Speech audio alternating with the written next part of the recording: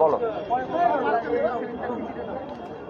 আজকে জাতীয় নির্বাচন কমিশন গোটা ফুল বেঞ্চ এসেছিল। ওনারা বললেন আমাদের প্রতিনিধিত্বে আমি ছাড়া কমরেড শফিক লাহিড়ী এবং আফরিন বেগম ছিল।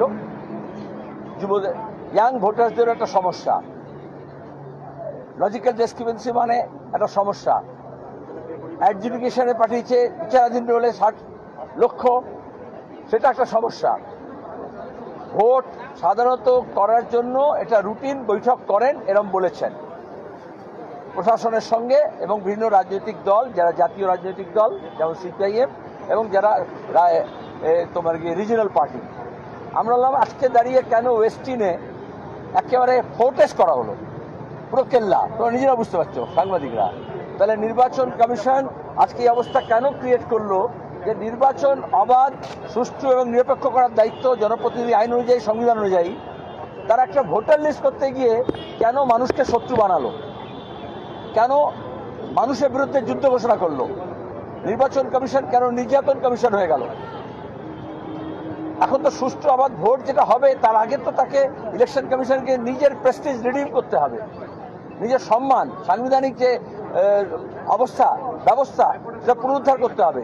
আর আমরা বললাম ভোটার এই 60 লক্ষ ভোটারকে বাদ দিয়ে ভোটার লিস্ট হতে পারে না। সুপ্রিম কোর্টের বিচার, তারা বলেছে নামের বানান সামান্য ভুল হলে 24 সালে বলে দিয়েছে ভোটার লিস্ট থেকে নাম যায় না। আমরা বলেছি প্রথম দিন থেকে, যখন এসআইআর ঘোষণা হয়নি তখন থেকে বলে যাচ্ছি এটা প্রয়োজন ছিল না, অপ্রয়োজনীয়, কিন্তু বিশেষ রাজনৈতিক উদ্দেশ্যে এটা করা হয়েছে। ওরা নিজেরা স্বীকার করলেন আজকে যেটা করতে গিয়ে যে প্রশাসনিক আধিকারিকদের দিয়ে করা হয়েছিল একেবারে বিএলও ARO থেকে ওপর পর্যন্ত, সেখানে কিছু শস্যের মধ্যে ভূত ছিল। আমরা বললাম কিছু না, একজন দুজনের বিরুদ্ধে ব্যবস্থা নিয়েছে। যেমন স্বীকার করছেন এত গন্ডগোল পাকানো হয়েছে কারণ প্রশাসনিক আধিকারিকরা যারা যুক্ত ছিলেন এই প্রক্রিয়ার মধ্যে তারা সবটা করেননি, তাহলে তাদের বিরুদ্ধে কি ব্যবস্থা নিচ্ছেন জানাতে হবে। তাহলে আবার ভোট তাদেরকে দিয়ে তো করানো হবে। তাহলে বুথ থেকে গণনা কেন্দ্র পর্যন্ত কি করে আপনি নিরপেক্ষ ভোট করাতে পারবেন? বললো সিসিটিভি থাকবে, আর সিসিটিভি কয়েক লক্ষ টাকা দিয়ে লাগিয়ে দেন, তারপর ধরে কেউ দেখে না। তাহলে কন্ট্রোল রুমে সব পলিটিক্যাল পার্টির প্রতি থাকা উচিত, ট্রান্সপারেন্ট যদি হয় যে কোথায় কি হচ্ছে। আমরা দেখেছি গণনা কেন্দ্রে কিরকম গন্ডগোল হয়। আমরা বলেছি যে নতুন ভোটার, এই যে আফরিন বলেছে সেটা 18 বছরের ভোটাধিকার আমরা লড়েছিলাম, অথচ হায়ার সেকেন্ডারি পাস করেছে, মাধ্যমিক পরীক্ষা দিয়েছে গত কয়েক বছর ধরে।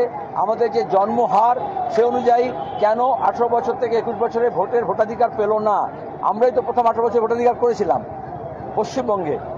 ওরা বললো ফর্ম 6 ভরে দিলে সবার হবে, যাদের নাম নেই তারা ফর্ম 6 ভরলেই হয়ে যাবে। আমরা বললাম যে ওটা শুধু অনলাইনে করলে কি করে হবে? কারণ যারা গরিব প্রান্তিক মানুষ, আদিবাসী, তপশিলি, মতুয়া, উদ্বাস্তু, সংখ্যালঘু, আর্থিকভাবে দুর্বল, তারা মানে বিএলএরা করে দেবে। আমরা আমাদের লোকজন বলছি আমরা বিএলএরা সব দেওয়ার পরেও ম্যাপিংয়ে বাদ পড়লো কেন? আবার ম্যাপিংয়ে যারা বাদ পড়লো না, পার হয়ে গেল, তো এই সব তারপরে কেন নামগুলো আবার লজিক্যাল ডিসক্রিমিনেশন পাঠানো হলো, হুইচ ইজ টোটালি ইললজিক্যাল। আমরা নির্দিষ্ট দাবি করেছি এক দফায় ভোট হওয়া উচিত, যে রুটিন কাজ বললেন, খুব বেশি হলে 2 দফা, তার বেশি নয়। কারণ এই প্রশাসনিক আর এই মস্তান গুন্ডাকে দিয়ে করায়। আর বলে একেবারে কড়াভাবে করবো। তামান্না খুন হলো উপনির্বাচনে, আপনার সিও, আপনার ডিএম, ARO, কেউ রিটার্নিং অফিসার আরও একটা FIR করেছে, খুন হয়ে গেল ভোটের দিনে গণনা চলতে চলতে। তাহলে কি করে হবে? শুধু ঘোষণা করলে হবে না। ওরা কথা দিয়েছেন এই 60 লক্ষ লোককে ফিরিয়ে এনে ভোটার লিস্টে, তারপরে ভোট হবে। 2, যাদের নাম ডিলিট করা হয়েছে তাদেরও সুযোগ দিতে হবে। আর 3, ইলেকশন কমিশন কোনো রাজনৈতিক পক্ষপাত দুষ্ট হলে চলবে না। আজকাল আমাদের দেশে সাংবিধানিক পদমর্যাদার লোকজনকে নিয়েও পলিটিক্যাল কন্ট্রোভার্সি হচ্ছে। আর যে মেশিনারির সঙ্গে ওরা কথা বলবেন রাজ্যের বা কেন্দ্রের, তারাই তো ওভারনাইট, এখনই দেখবেন কালকে ছিল ওদিকে প্রশাসনিক ব্যবস্থা করবে, আজকে আবার সেই অন্য দলের হয়ে প্রতিনিধিত্ব করছে। তাহলে বায়াসড অ্যাডমিনিস্ট্রেশন, যেটা আগে ছিল না, সেটাকে কিভাবে মোকাবিলা করবেন সেটা আমরা বলেছি। সেলিম দা, আপনি কি পরিষ্কার করে আরেকবার বলবেন যে কমিশন এটা স্বীকার করলো প্রশাসনিক আধিকারিকদের গাফিলতির কারণেই লজিক্যাল ডিসক্রিপেন্সি হয়েছে? অবশ্যই আমরা বলেছি, কারণ আপনি করেছেন, যতটা আপনি চিবোতে পারেন তার চেয়ে বেশি কামড়েছেন। আপনি জানেন কোন মেশিনারি দিয়ে কাজ করতে হবে, স্বীকার করেছে। তাহলে এখন আমরা বলছি রেক্টিফাই করো, আর যারা অন্যায় করেছে তাদের বিরুদ্ধে ব্যবস্থা নাও, দুটোই করতে হবে। हाँ बोल दो, हिंदी में बोल दो। हाँ क्या बातचीत हुआ, हिंदी में बोल दो।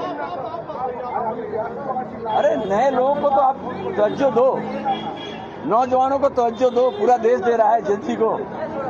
खैर, उन्होंने भी कहा, अंदर में हमारे श्रमिक लाहिड़ी भी कहा, उन्होंने भी कही, मैं सीधा सीधी उनको स्वागत किया, लेकिन उसके साथ ये कहा आज आपको ये किला क्यों बनाना पड़ा, क्यों एयरपोर्ट में उतरते साथ ही बंगाल के लोग रोष प्रकट किए, तो आप क्यों बंगाल के लोगों के विरोध में युद्ध घोषणा किए।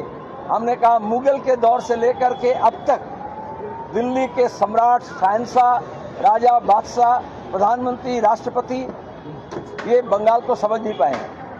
हमने ये कहा कि 4 दशकों से ये जो धर्म के नाम पर, अनुप्रवेश के नाम पर बंगालियों को जिस तरह से कस्टिकेट किया गया है, और आप जिस तरह से रस्टिकेट कर रहे हैं, वो पुरानी दुर्भावना से, वास्तविकता से नहीं, वरना ये 60 लाख लोगों को रिलीजन स्पेसिफिक, रीजन स्पेसिफिक आप बात नहीं करते।